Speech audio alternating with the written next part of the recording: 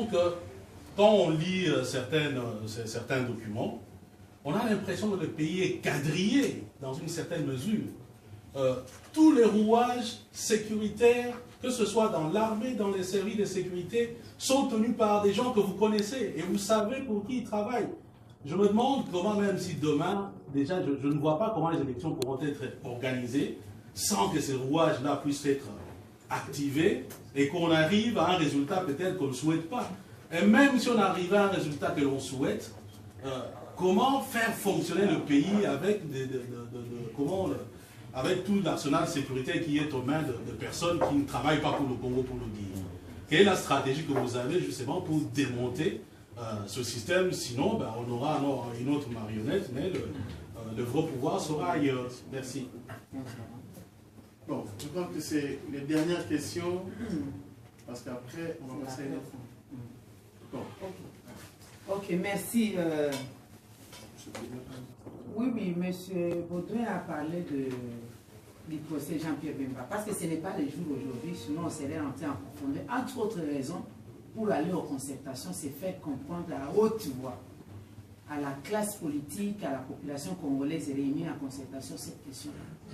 Pour dire que j'ai pu en résumer les faits commis en République centrafricaine, mais quels faits? La guerre, c'est comme du tango, on ne danse pas en solo, il faut être à deux. À la limite, peut-être à trois pour la personne qui doit applaudir, mais il était seul ou comment? Ça, vous avez parlé à peu près à ma place. Mais comment faire éclater la vérité? Nous sommes soumis justement, lui-même, à commencer par lui-même, et toute sa famille politique, y compris biologique ensemble, nous sommes soumis à la procédure judiciaire de la Cour pénale internationale, qui est une première en fait.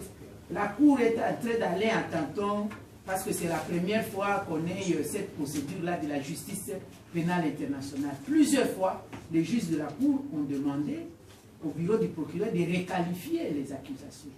C'était sur base de l'article 25 du statut de Rome de la Cour pénale internationale.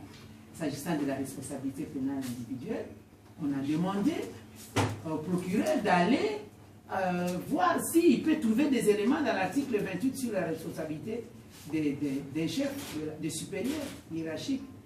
Mais là encore, la seconde, comment je dirais, le procureur s'est recherché, il n'a pas pu, parce que par la suite, la Cour est revenue lui demander de requalifier dans d'autres littéras. On est maintenant au stade où le procureur doit prouver, au-delà de tout doute raisonnable, qu'il aurait dû savoir que ces troupes s'apprêtaient à commettre et qu'il n'avait pas agi. Il aurait dû savoir. Ce n'est pas qu'il l'avait su, ce n'est pas qu'il avait envoyé et qu'il n'avait rien fait, mais il aurait dû savoir. Mais il ne m'a pas parlé. Comment on aurait dû savoir? Et on aurait dû savoir, il faut d'abord arriver à isoler le fait que de tous les alliés du président Pastassé qui avaient requis l'appui, que de tous ces alliés, il n'y avait que les troupes MLC qui auraient commis ces faits. Si on prouve d'abord cela, au-delà de tout raisonnable, maintenant on dit, bon, parce que c'est Bemba qui les avait envoyés là-bas, est-ce qu'il avait les contrôles et les commandements effectifs de ces troupes? Des opérations militaires sur terre. Même si vous agissez en GPS ou je ne sais pas quel autre appareil, sur terrain, vous connaissez comment ça se passe. Et la chaîne de commandement. Tout ça, ce sont les détails où on n'avait pas prévu pour l'entretien de ces jours, mais nous sommes vraiment en symbiose, dans la même logique. Et pour faire éclater la vérité, c'est se soumettre à la justice. Ne pas faire obstruction à la justice. Amener les éléments de preuve. Alors, le doute profite à l'accusé. Le procureur a amené les témoins à charge. Nous aussi, nous avons amené des témoins à décharge. Alors, toute cette procédure est arrivée à la fin. Il faut maintenant que la Cour, qui est logiquement entrée en délibéré, puisse se prononcer au vu de ces témoignages. Il y a même une seconde affaire qui est venue se greffer. Comme le procureur était en mal, je ne fais pas, je mets des réserves pour ne pas entrer dans les dossiers. Comme je connais les dossiers, je risque de sortir les mots où il ne faut pas, mais je vous dis seulement ce qui est public, mis sur la place publique par la Cour elle-même. Le procureur a amené un autre dossier de subornation des témoins.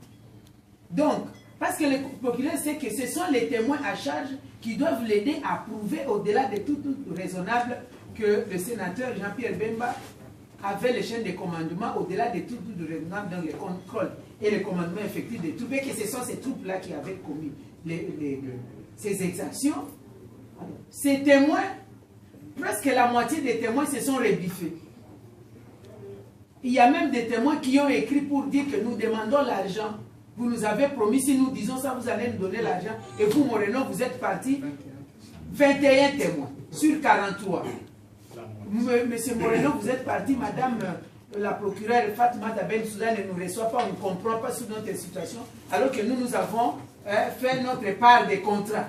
Et le reste, quand est-ce que vous allez nous donner? On a appelé des témoins, à peu près 4, pour venir le prouver. Quand 2 seulement ont parlé, c'était tellement trop que la Cour a suspendu cette audition-là. C'était trop en amateur. Et on a Et c'est ce que vous avez vu. Au-delà du fait du bruit qui était autour du deuxième affaire, même notre collègue Babala qui était pris dans les conditions que vous connaissez, les avocats, etc., tous, y compris le sénateur Jean-Pierre Bemba, bénéficient de la mise en liberté provisoire. Et même, souvenez-vous de la première affaire principale, il bénéficie de la mise en liberté provisoire depuis août 2009. Mais cette décision n'a jamais été appliquée faute de pays d'accueil. Ce n'est pas parce que la Cour ne veut pas qu'il sorte, mais il y a des pays qui collaborent seulement passivement pour le transfèrement, mais jamais activement dans le sens d'accueillir. Alors que nous savons, la détention c'est une exception et la liberté c'est la règle. Vous avez parfaitement raison. Alors, vous avez dit, la deuxième question, si lors de notre entretien, pourquoi on a parlé du programme du parti, la vision, si le président Bemba était candidat. Moi, je voudrais vous dire ceci. Je suis nommé secrétaire général. Avant, j'avais mon discours à moi. J'avais ma façon de parler, ça n'engageait que ma personne. Maintenant, je suis secrétaire général du mouvement de libération du Congo. Conformément à nos statuts, je parle au nom du président national. Il ne peut pas y avoir dichotomie des langages. Il est économiste de formation avec une longue expérience à avoir géré au sommet de l'État. Moi, je suis diplomate et juriste de formation, mais sur des questions importantes concernant le pays et le parti, si je dois parler au nom du MLC, nous devons avoir le même langage. C'est pourquoi il a fallu cette connexion-là, les téléphones, c'est vrai, mais il faut cette présence, cette connexion sur les grandes lignes, parce que je ne veux pas aller là-bas le visiter pour raconter des salaires, mais aller parler de la République, parce que je suis la personne attitrée à l'époque. Il ne faut pas que ce que moi je vais dire, après on lui demande, mais monsieur Bemba, votre secrétaire général avait dit, madame secrétaire générale, mais votre président a toujours dit ça. On n'en est pas encore arrivé là où vous voulez. Mais si vous voulez savoir, le MLC va postuler à tous les niveaux, nous n'avons pas de problème de ces côtés-là. Alors, le MLC, bon, lorsqu'on a parlé de M. Kabila, qui cherche toujours à meubler sa garde-robe à travers le MLC, moi aussi j'avais fait cette réflexion. Lors de mon meeting du 20 décembre, j'avais fait un petit calcul de membres du gouvernement et des gens qui sont autour de lui.